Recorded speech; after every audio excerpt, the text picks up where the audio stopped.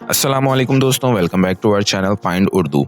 Arrival arrival का मतलब है पहुंचना या आमद।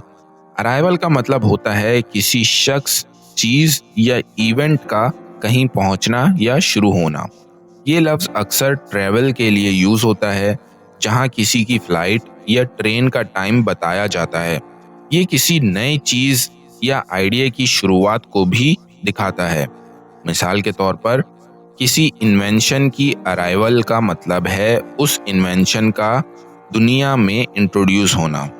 सोशल इवेंट्स में किसी मेहमान या इम्पोर्टेंट शख्सियत की आमद भी अराइवल कहलाती है। फॉर एग्जाम्पल, उसकी फ्लाइट का अराइवल रात 9 बजे का है।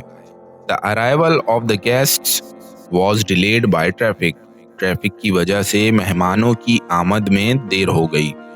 तो दोस्तों, अराइवल का मतलब है किसी शख्स या चीज का कहीं पहुंचना या आमद। उम्मीद है अब आपको अराइवल का मतलब समझ में आ गया होगा। मिलते हैं नेक्स्ट वीडियो में। शुक्रिया।